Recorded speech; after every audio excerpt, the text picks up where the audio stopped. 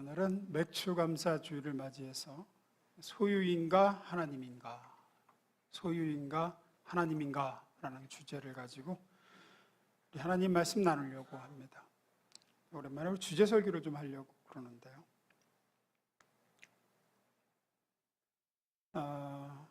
얼마 전부터 대한민국 이러다가 정말 망한다 하는 소리가 꽤나 심심치 않게 들리고 있습니다. 근데 이게 그냥 들리는 소리가 아니라 실제적이고 사실적인 지표가 뒷받침해주고 있어요. 근거가 있는 얘기란 얘기입니다. 무엇보다도 출산율이 심각하죠.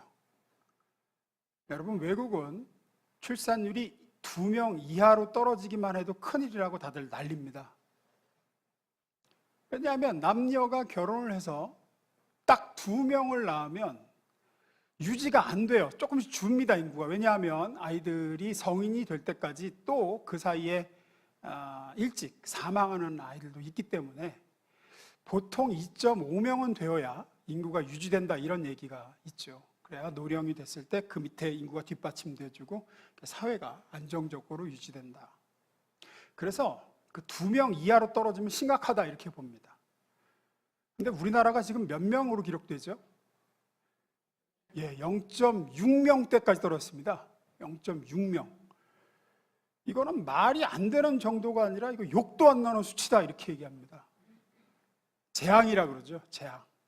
남녀 2명이 결혼해서 2명을 낳아야 되는데 0.6을 낳습니다, 지금. 괴멸적이다 그러죠, 괴멸적이다. 이렇게 한 세대가 가면 정말로 대한민국 인구는 소멸할 것이고, 지금 이 사회에는 절대로 사회, 경제, 군사력 모든 건 유지될 수가 없다, 이렇게 얘기하죠. 거기다 또 행복도, 이 대한민국이 느끼는 행복도는 OECD에서 거의 꼴등 수준입니다. 거의 꼴등 수준이고, 자살률은 1등을 놓치지 않은 지가 꽤 됐습니다. OECD에서 자살률은 1등 놓치면 서운할 수준이 됐어요. 왜 이렇게 됐을까? 분명히 50년 전보다, 아니 가까운 30년 전보다도 훨씬 잘 살게 되는데, 국민소득은 3만 불이 넘어가고 분명히 선진국이라 그러는데 왜 이렇게 될까? 원인은 여러 가지도 얘기를 합니다. 고령화, 저성장, 복지 예산이 부족하고 수도권 과밀화에다가 일자리는 부족하고 양극화되어서 세대 갈등, 남녀 계층 동서 갈등, 이거 문제다 이렇게 얘기하는데 다 어느 정도는 일리가 있는 원인들입니다. 하지만 대한민국의 불행과 자살률 1위와 출산율 0.6의 핵심은 아닙니다. 본질적인 원인은 아니라고요. 본질적인 원인은 뭘까요? 왜 아이를 낳지 않을까요? 왜 행복하지 않을까요? 왜 스스로 목숨을 끊는 사람은 항상 OECD에서 최고로 많을까요, 대한민국에? 뭐가 문제일까요? 대한민국이 살기가 힘들어서, 솔직히 살기 힘든 난이도로 따지면 60년대, 70년대, 80년대, 그전 50년대가 훨씬 심했습니다. 근데 그때는 이렇게 애를 많이 낳고, 그때는 행복도가 지금보다 좀 높았고, 자살을 안 했어요. 남이 나를 죽이긴 했어도 자기는 잘 안 죽였어요. 그때는 전쟁 나서 남이 나를 죽였지, 50년대 왜 이러냐 도대체. 본질적인 원인은 여기 있다고 봅니다. 이건 제 얘기가 아니라 많은 학자들과 사회 분석가들의 공통적인 주장이죠. 뭐냐? 물질주의다. 물질주의가 뭐냐? 이겁니다.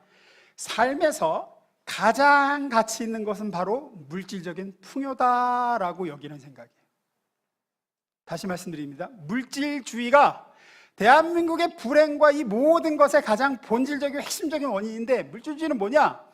인생에서 제일 중요하고 가치 있는 것은 돈만을 버는 거다라는 거예요. 돈이다, 돈. 물질적인 풍요다. 이게 지금 대한민국을 지배하고 있는 이데올로기, 사상이고 이념이다라는 겁니다. 그래서 이렇게 불행하고 그래서 이렇게 돼가고 있다. 아니 뭐 한국만 그런가? 자본주의가 다 그렇지? 아니요. 한국을 제외한 다른 국가들, OECD 다른 국가들에게 설문조사를 했습니다. 인생에서 가장 가치 있는 게 뭐라고 생각합니까? 다른 나라들은 뭐라 그랬을까요? 1위가 가족이라고 했습니다. 가족. 2위가 뭐냐? 직업적인 성취와 만족. 세 번째가 관계. 네 번째에 가서 돈을 얘기했어요. 물질적인 풍요. 돈이 중요하다. 한국은요, 1위가 돈입니다. 물질적인 풍요입니다. 인생에서 가장 중요한 게 뭡니까? 물질적인 풍요입니다. 압도적 1위였어요. 다른 나라하고는 뭐 차원이 달라요. 1위가 물질적인 풍요고 2위가 또 건강이거든요. 그렇잖아요. 건강해야 돈이 소용이 있는 거니까. 근데 이 1위와 2위의 격차도 어마어마하게 커요. 그리고 3위가 가족이었고 4위가 사회적인 지위였습니다. 이게 전보다 잘 살게 되어졌는데도 이렇게 가고 있는 가장 큰 원인이다라는 겁니다. 한국에서 제일 중요한 건 돈이 되었기 때문이다.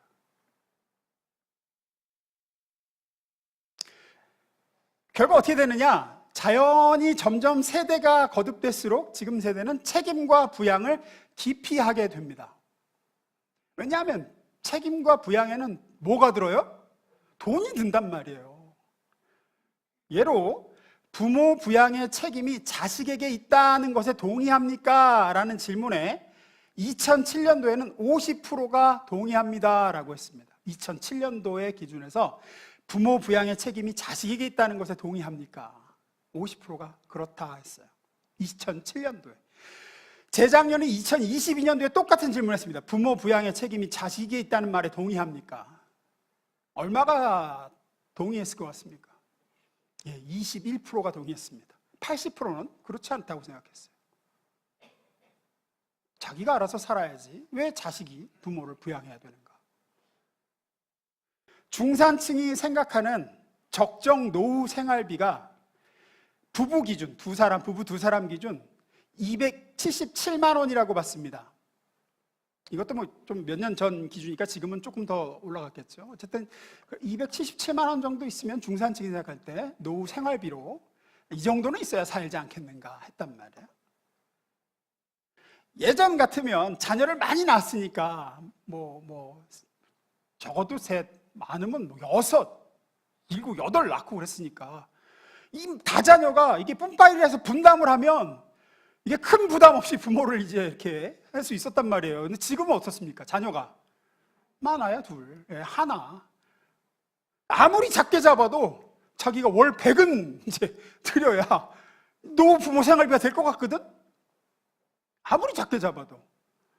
근데 이 돈을 아낄 수 있다면 어떨까요? 단순 계산해도 연 1200만 원을 아낄 수 있어요.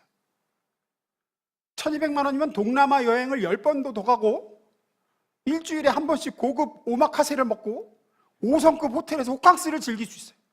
내 차를 아반떼에서 벤츠 A클래스로 업그레이드 시킬 수 있어요.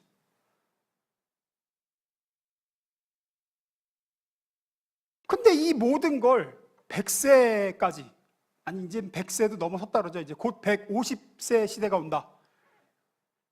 이제 암이 다 정복될 것이고 뭐 이래가지고 이때 내가 부모 부양하느라 이 모든 걸 다 포기하고 내가 허덕이며 살아야 되느냐라는 거죠.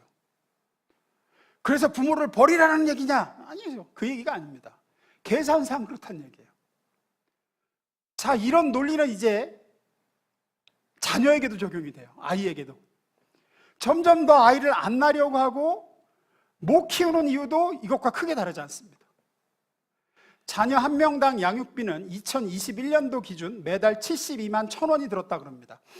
3년 전 기준이니까 지금은 훨씬 더 올랐을 겁니다. 아마 80만 원쯤 될 것 같습니다. 한 달에. 적어도 자녀 한 명당 80만 원은 들어간다. 근데 이건 또 명시적인 비용에 불과합니다. 자녀를 키우기 위해 들어가는 시간, 노력, 포기해야 되는 경력, 내 여가, 기회비용 등 이런 암묵적인 비용을 다 고려하면 어마어마하다는 거예요. 내가 포기해야 될 게. 뭐 예를 들어서 육아휴직하면 되지 않느냐, 말이 좋아 육아휴직이지 몇몇 대기업을 제외하면 월급을 제대로 다 안 주죠. 월 400 받는 직장인이 휴직을 하면 1년 쉬는데 손해보는 금액이 3천 가까이 됩니다. 그것뿐인가요? 또 눈치 보여요? 눈치 안 볼 수가 없죠. 육아휴직을 하면 눈치 보여요. 경력 아무래도 마이너스가 되고, 그 돈을 들어가는 돈, 뭐 포기해야 되는 돈, 이걸 전부 내가 쓴다 그러면, 그 시간과 여가를 다 내가 즐길 수 있다 그러면 매달 명품 가방 하나씩 사고도 남고 매달 해외여행 가고도 남는 돈이에요. 뭘 포기하면? 자녀를 포기하면. 20년 가까이 돈을 쏟아 부어야 됩니다. 먹이고 재우고 가르치고, 나는 내 삶의 많은 것을 포기하며 아이를 부양해야 됩니다. 게다가 뭐 20년만 키우면 되나요? 아니죠. 요즘엔 대학 졸업해서 취업 준비까지 보살펴야 된다고 하죠. 그러면 돈과 시간과 노력은 더 들어갑니다. 다른 아이들과 경쟁에 뒤처지지 않게 키우려면 더 많이 투자해야 될 겁니다. 그만큼 난 더 많은 걸 포기해야 될 거. 그렇게 키워놓으면 뭐라 그래요? 부모 부양의 책임은 자식에게 없다라고 이야기할 게 뻔합니다. 게다가 결혼까지 시키려면 돈이 다시 또 들어갑니다. 그렇게 결혼시켜도 지금 세대는 이혼이 선택인 시대입니다. 왜 내가 이 고생을 하고 이 돈을 써서 자식을 군데 길러야 되는가? 라는 거예요. 내가 왜 해외여행도 못 가고 고급 레스토랑에서 밥도 한 끼 못 먹으면서 더 좋은 차와 더 좋은 집에서 살 수 있는 기회를 내려놓고 더 풍요롭고 여유로운 생각을 포기하며 자식을 키워야 되는 거야. 대충 계산해도 연봉 1억은 되어야 자식을 제대로 키우면서도 내 여유로운 생활도 즐길 수 있을 것 같은데, 그런 사람은 몇 명 되지 않습니다. 난 내가 제일 소중하다는 거예요.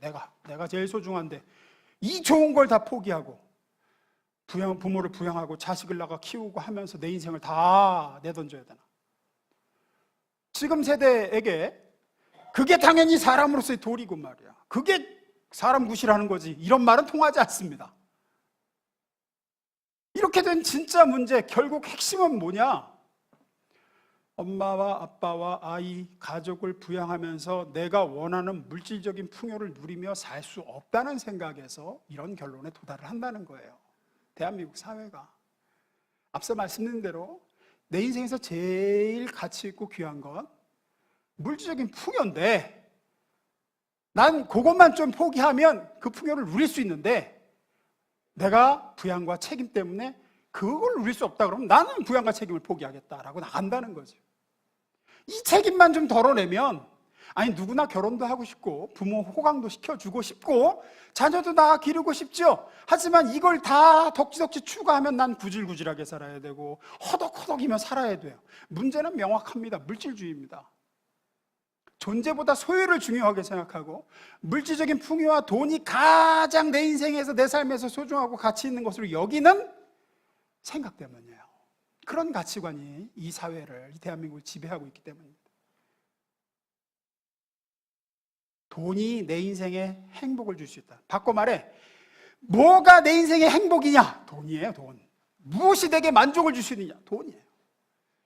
내 인생의 평안과 안전을 가져다 주고 보장해 줄 수 있는 게 뭐냐? 돈이에요. 그 믿음입니다. 그 믿음 때문에 더 가치 있는 것들을 내던지고 포기하게 됐다는 겁니다.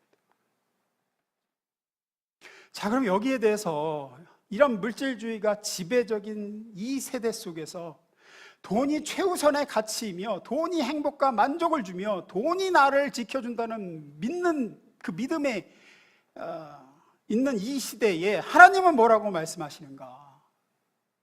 본문으로 다시 가보겠습니다. 한번 읽어봅니다. 시작.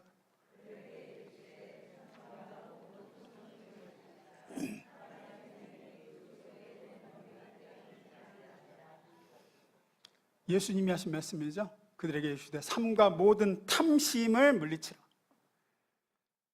사람의 생명이 그 소유에 넉넉한 데 있지 아니하니라. 여기서 탐심은 뭘 얘기하는 걸까요? 말 그대로입니다. 사람의 인생의 가치는 결국 돈에 달려있다라고 여기는 마음이에요.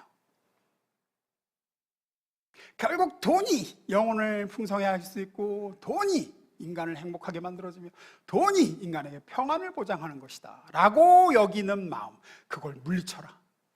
왜? 그렇지 않다는 거예요. 돈에 달려있지 않다.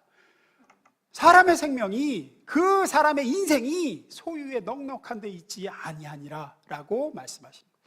그러면서 요 얘기하시고 그 다음에 어리석은 부자의 비유를 말씀하시는 거예요.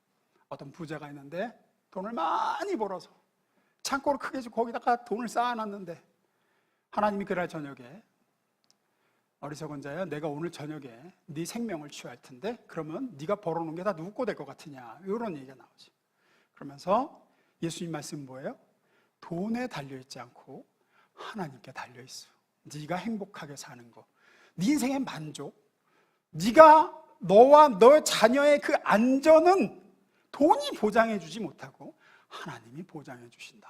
이제 이 얘기를 예수님이 하시죠. 그러면서 탐심을 버려라. 돈이 너를 지켜줄 것이고 돈이 너의 인생의 행복을 보장해 줄 것이라고 여기는 마음을 가지지 말아라. 하나님은 그래서 택하여 구원하여 아들 삼고 딸 삼은 우리에게 이거를 알게 하시려고 때로는 궁핍을 주시고 우리가 추구하던 것을 좌절시키기도 하시고 고통을 주기도 하고 그러십니다.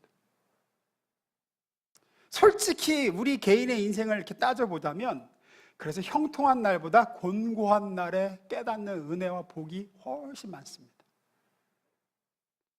왜냐고요? 이건 제가 실제로 목회하면서 이건 통계를 내도 딱 나와요. 제가 신방을 다니거나 혹은 뭐 교우들과 만나서 이야기를 나눌 기회가 있어서 이렇게 들어보면, 목사님 저는 너무 건강하고 모든 일이 잘 되고 하나님이 이런 물질적인 복을 이렇게 많이 주셔서 예수를 안 믿을 수가 없었습니다, 이렇게 말하는 분은 아직까지 한 분도 만난 적이 없어요. 모든 고백은 일치합니다. 제가 그때는 정신없이 살았습니다. 돈이 전부인 줄 알았습니다. 돈이 행복과 만족을 주고 돈이 나와 내 자녀와 가정을 지켜줄 거라고 여겼습니다. 제 미래를 돈이 보장해주고 최고의 가치인 줄 알았습니다. 그러다가 그 병이 들었습니다. 그러다가 돈을 다 잃었습니다. 그러다가 그런 문제를 얻어서, 그러다가 제 자식이 이렇게 아픔을 겪었습니다. 그때서야 돈이 다가 아니구나 하는 것을 깨닫게 되었습니다. 그때 제가 하나님을 찾게 되었습니다. 예외가 없습니다. 하나님의 사람의 모든 고백이 거의 예외가 없습니다. 자, 요 흐름 속에서 우리 창세기 야곱 이야기로 좀 가보겠습니다. 많은 분들이 아시는 이야기라 생각합니다.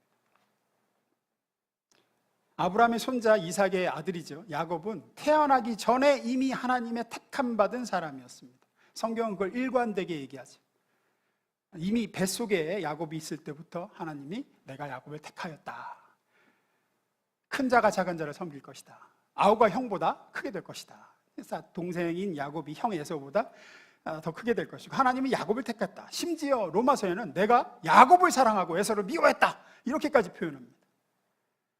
하나님은 이미 야곱을 그가 태어나기도 전에 택하여 사랑하셨다고 얘기해요. 하지만 야곱은 이 사실을 제대로 이해하지 못했습니다. 그래서 야곱은 하나님이 아닌 다른 것으로 만족을 얻으려고 끊임없이 노력하는 인생을 봅니다. 하나님이 아닌 다른 것으로 자기 안전을 도모하려고 하고 그렇게 애를 쓰고, 그래서 욕심을 부립니다. 아시는 대로 형의 장자의 명분도 빼앗고 또 아버지 이삭을 속여서 형이 받을 축복도 가로챕니다. 그렇게 해서 물질적인 복을 받으면 정말로 자기가 행복하고 만족스러운 인생을 살고 안전할 거라고 여겼습니다. 하지만 결국 어떻게 되죠? 형 에서의 복수를 피해 외삼촌 라반의 집으로 도망가야 했습니다. 도망가는 그 길에서 하나님은 야곱을 찾아오시죠. 그리고 야곱에게 약속해 주십니다. 뭐라고 말씀하십니까? 15절입니다. 읽습니다. 시작.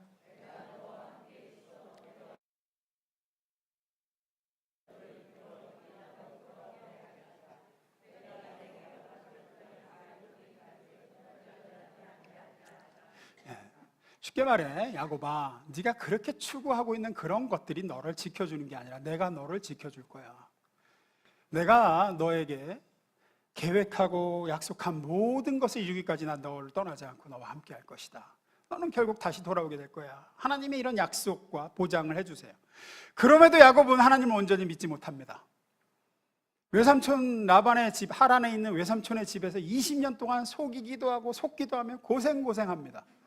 그러나 그렇게 고생하는 가운데 결국 그렇게 바라고 욕심내던 대로 많은 재산을 모아 거부가 되죠. 그리고 고향으로 돌아오게 됩니다. 부인들과 자식을 얻고 많은 소떼와 양떼를 거느리고 고향으로 오는데, 근데 사실 이게 금이 환영을 하는 게 아니라 외삼촌 라반하고 그의 아들들에게 미움을 사서 오갈 데가 없어졌습니다. 처음에 형 에서의 낯을 피해서 외가로 도망을 갔는데 외가에서도 이제 관계가 틀어져가지고 미움을 사 어쩔 수 없이 고향으로 돌아오는 거예요. 아마도 20년의 긴 세월이면 자기를 향한 형의 원한이 좀 누그러지지 않았겠는가, 좀 잊지 않았겠는가, 형도 잊어먹지 않았겠는가 하는 일말의 기대를 가지고 고향으로 돌아오는 것 같습니다. 그런데 소식이 들려오죠. 형 에서가 자기를 만나러 나오는데 무장한 사병 400명이나 데리고 자기를 죽이러 오고 있다라는 소식을 듣습니다. 이때 야곱이 어떻게 반응하죠? 제일 처음에 볼까요? 창세기 32장 7절 8절입니다. 읽습니다. 시작.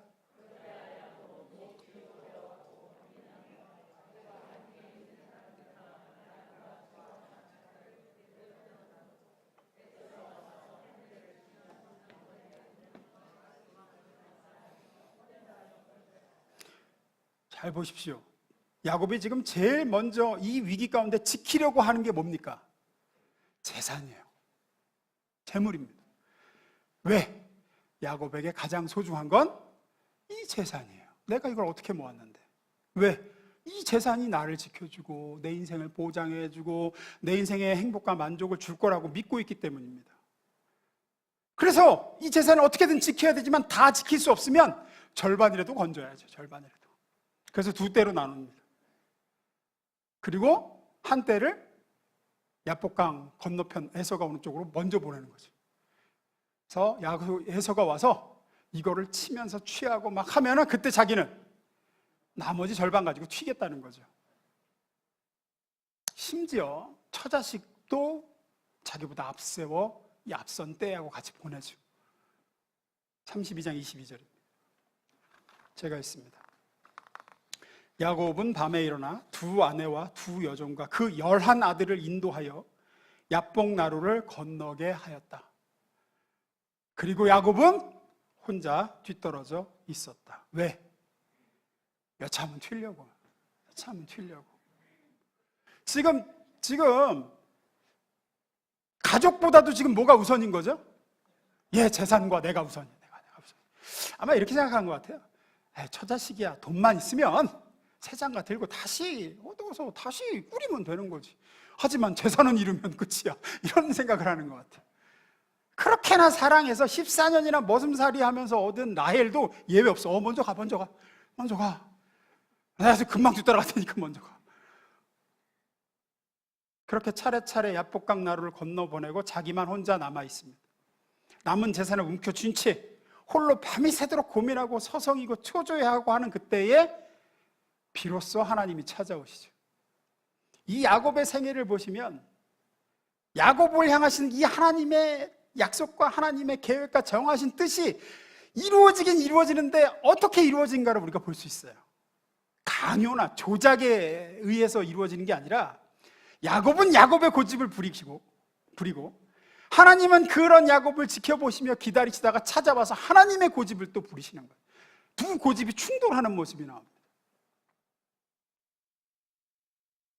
야복 강나루에서 남은 재산을 부여잡고 고민하고 있는 야곱에게 찾아오셔서 야곱이 네가 그렇게 애쓰며 발버둥쳐 얻은 것이 과연 무언가를 확인시키십니다. 네가 가진 재물, 네가 이룬 그 재산들이 너를 지금 지켜줄 수 있느냐? 네가 그것을 부여잡고 정말 행복할 수 있을 것 같으냐? 그것이 정말 너에게 평안을 제공하고 안전을 보장할 수 있느냐? 그럴 수 없다라는 것을 확인시키고자 하나님은 야복강변으로 야곱을 찾아오십니다. 어떻게 하면 저 재산과 내 목숨을 지킬 수 있을까? 처자식을 미끼로 던져두고서라도 지키려고 하는 그 재산, 그걸 붙잡고 서성이며 잠 못 이루는 야곱에게 나타나시죠. 긴 세월 하나님은 지켜보시다가 왜 하필 이 타이밍에 나타나셨을까요? 왜 이런 벼랑 끝에서야 하나님은 야곱을 찾아오신 걸까요? 그러지 않고는 항복하지 않으니까 그렇습니다. 사람은. 하나님이 야곱에게 어떤 분이시며 하나님은 야곱에게 무엇을 주실 수 있는 분인지 그 타이밍에만 확인시켜 줄 수 있기 때문입니다. 그래서 성경에는 씨름으로 표현되어 있죠. 하나님의 고집과 야곱의 고집이 충돌을 일으키는 장면. 32장 25절 읽습니다. 시작.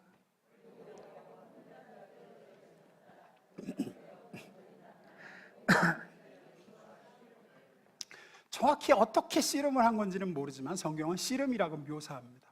그리고 이때 나타난 어떤 분은 도대체 누굴까? 많은 학자들의 의견이 있지만 가장 성경적인 접근은 성육신하신 예수님이 구약에 나타나신 것이다라고 봅니다. 예수님이 야곱을 사랑하사 구약시대에 성육신하신 그리스도께서 오셔서 야곱을 설득하고 야곱과 씨름하시는 거예요. 돈이 가장 중요하고 돈이 내게 만족을 드리며 돈이 나를 지켜줄 거라는 야곱과 그렇지 않다.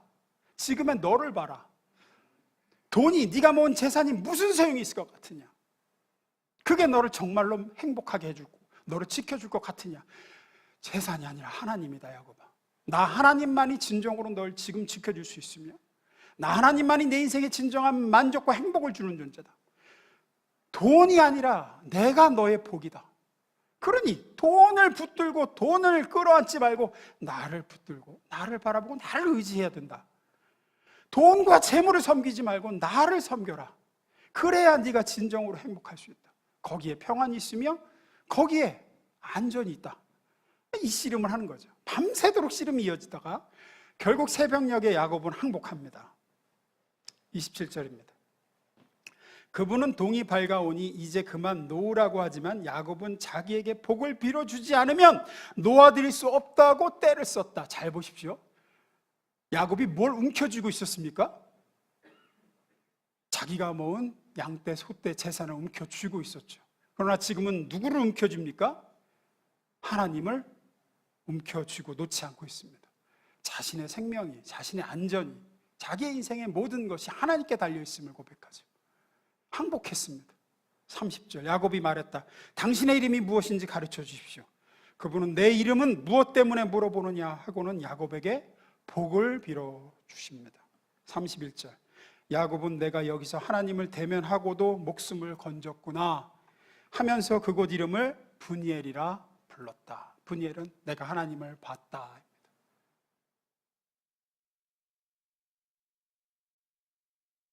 가장 위기에 가장 큰 인생의 어려움의 때 하나님은 찾아오셔서 야곱을 항복시키십니다.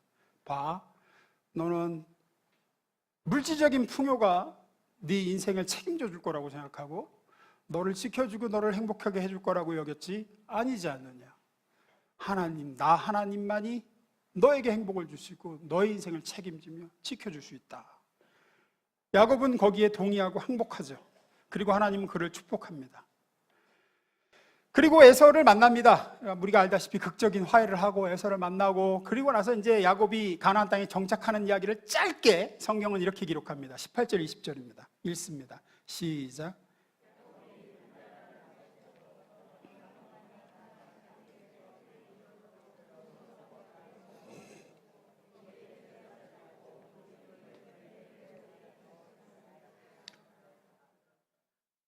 야곱이 밧다나람 하란을 얘기합니다. 외삼촌 라반이도 외갓집. 거기에서부터 중요한 단어가 나옵니다. 평안히.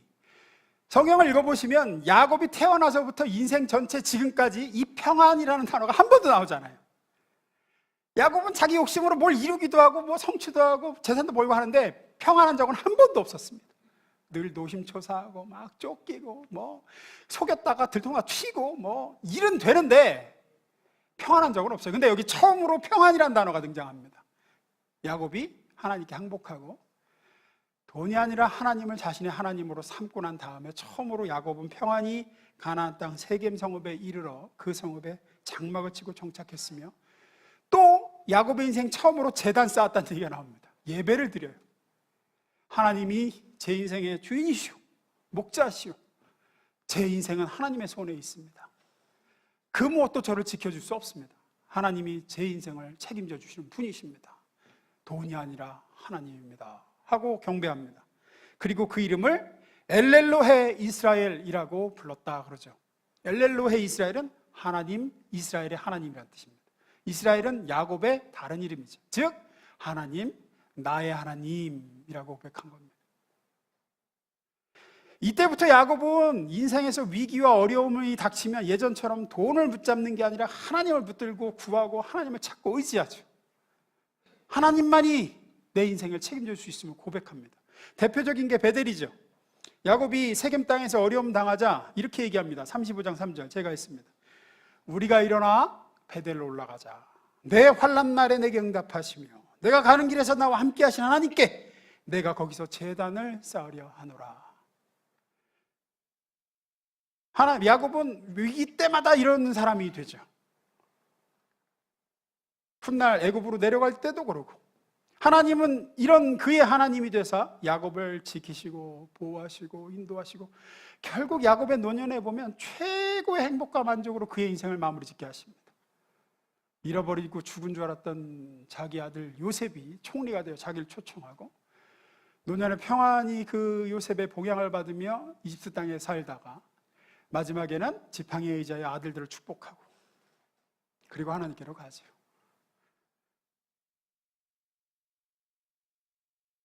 우리는 이 야곱의 이야기에서 우리의 인생을 과연 우리의 인생의 최고의 우선순위를 어디에 두어야 되는가를 분명히 깨닫게 됩니다. 물질적 차원만 놓고 본다면 우리 민족 반만 년 역사에서 가장 복된 시대가 지금일 겁니다. 어느 때보다 기술적으로 세계에서 앞서 있고 경제력이며 군사력이며 선진국에 들어왔습니다.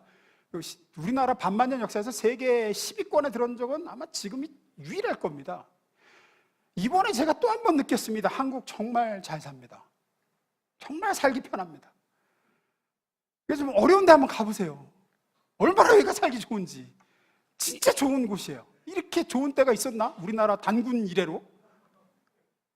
교육, 문화, 예술 모든 분야에서 그렇습니다. 저는 그래도 경제 발전을 좀 누린 세대에 속하는데, 그래도 어린 시절 시골 살 때 기억을 더듬어 보면 지금하고는 이걸 완전히 우리는 전혀 다른 세상이 됐어요. 우리는 많은 성취와 많은 부를 얻었습니다. 뭐 의료 혜택이며 자유로운 해외여행이며 이건 뭐 꿈도 못 꾸던 얘기잖아요. 대학 교육이며 대학 교육은 이제는 뭐, 그래서 그것이 정말로 우리를 만족하게 하고 행복을 가져다 주고 우리에게 평안을 줬습니까? 우리 인간답게 살게 하고 우리 영혼을 건강하게 하고 우리의 진짜 안전을 보장해 주고 있습니까? 안 그렇잖아요. 이런 얘기하면 에이 그런 소리는 실패자들이 자기 위안하느라고 하는 소리는, 이렇게 얘기하시는데 아니에요. 많이 가진 자들을 보세요. 진짜 가진 자들을 보세요. 힘을 가졌던, 돈을 가졌던, 건강을 가졌던 가진 자들을 보세요. 그 가진 자들이 그 가진 것으로 만족하지 못하다, 내가 가진 것이 내게 진짜 행복과 평안을 가져다 주지 못하고 있다는 걸 뭘로 증명하는지 아세요? 그들이? 과시와 비교와 자랑이에요. 내가 가진 게 명품임을 짝퉁을 가진 자 앞에서 과시하고 확인시킴으로 이게 위안을 얻죠. 그렇게밖에는 가치 확인이 안 되는 거예요. 가진 자는 가지지 못한 자 앞에서 과시하고 자랑하고 비교함으로써 보상받으려고 하는 심리가 있습니다. 왜 그러느냐? 진정한 만족이 있다면 사람은 절대로 그렇게 나가지 않습니다. 진정한 행복과 만족과 자족이 있으면요, 그걸 나누려고 하지, 그걸 가지고 확인받으려고 하지 않습니다. 이게 거기에 편승해서 온 세상이 속고 있어요. 돈이 행복이라고. 물질적인 풍요가 진정한 만족과 평안을 주며 가치 있는 거라고. 소유가 나를 지켜줄 수 있다고. 그냥 SNS가 발전하고 이게 인스타그램, 뭐 페이스북, 어르신들은 잘 모르죠. 난리예요, 난리. 해외여행 한번 가면 찍어가지고 힐링. 그게 나를 치유해주지 못하거든요, 실제로.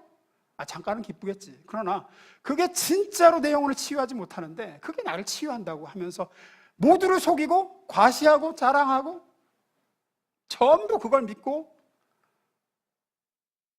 마치 십계명 받으러 간 모세가 눈에 안 보이니까 곧바로 금 송아지 우상을 만들어 그게 자신들을 지켜줄 거라고 믿었던 광야 이스라엘 백성처럼 눈에 보이지 않는 하나님 대신 눈에 보이는 돈을 믿고 이게 우리의 인생의 행복이다. 그러면서 외제차 끄는 사람 우러러보고 리어카 끄는 사람 깔아보고 그냥 모두가 물질을 하나님으로 믿고 섬기고 돈이 힘이고 돈이 행복이고 돈이 가치고 돈이 안전이야.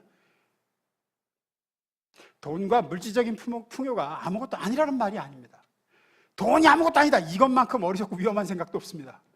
우리는 물질 세계에 살고 있고 돈이 없으면 당장 불편함을 넘어 비참해지고 불행해집니다. 돈은 중요합니다. 그래서 하나님은 사랑하는 자에게 돈을 안 주시지 않아요. 돈이 필요하거든요, 사는데 이 물질 세계에서. 문제는 우선순위예요.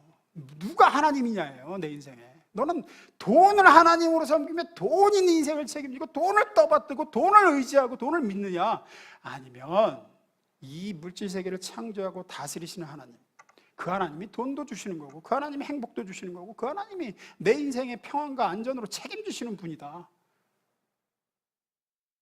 한 해 딱 절반이 지나가고 맥주 감사주의를 맞은 오늘 잠시 멈추어 이 우선순위를 분명히 하시기를 주임으로 축원합니다. 야복강나루의 야곱처럼 오직 하나님이, 오직 주님만이 제 인생과 제 아들, 딸들의 인생을 책임져 주시며 참된 행복과 만족을 주실 수 있는 분이며 진정한 평안을 보장해 주실 수 있는 분입니다. 하나님은 사랑하는 자녀인 저에게 필요하시면 돈도 주실 것이고 필요하신 만큼 제게 모든 것들을 허락해 주시는 분이십니다. 저는 돈을 의지하고 돈을 섬기지 않고 그 하나님을 섬깁니다 하는 저와 여러분 될 수 있기를 주님으로 축원합니다. 그래서 저와 여러분, 우리 크리스천을 세상 사람들이 만나면 거기에 대한 확신이 생겨야 돼요. 이 사람을 보면 확실히 돈이 다는 아닌 것 같다는 생각이 내가 든다. 잘은 모르겠지만 저 사람 보면 하나님이 계신 것 같아. 저 사람 보면 돈이 행복과 만족과 평안을 주는 게 아니라는 사실을 내가 알겠다. 이 수준으로 가셔야 돼요. 예수 믿어봐 돈 생겨, 예수 믿어봐 애들 잘 풀려, 가 아니라, 물론 그런 단계가 있습니다만은 아주 유치한 수준의 단계예요. 나 딱지 많아, 교회 가면 초코파이 줘, 이 수준이에요. 이 수준. 더 크고 더 위대하고 본질적인 자랑을 하십시오. 내 인생에 정말 만족하고 행복이 하나님 안에서 내가 발견했다. 나와 내 자녀를 진짜 참으로 지키시고 돌보시는 목자가 나에게 계시다. 너는 목자가 없는 양이지 않냐? 난 목자가 있는 양이야. 그런 우리 삶이 자체가 증거가 되는 이 주님 말씀대로 너희는 이 세대를 본받지 말고 마음을 새롭게 함으로 변화를 받아 하나님의 선하시고 기뻐하시고 온전하신 뜻이 무엇인지 분별하는 그런 복된 우리 될 수 있기를 축원합니다. 기도하겠습니다.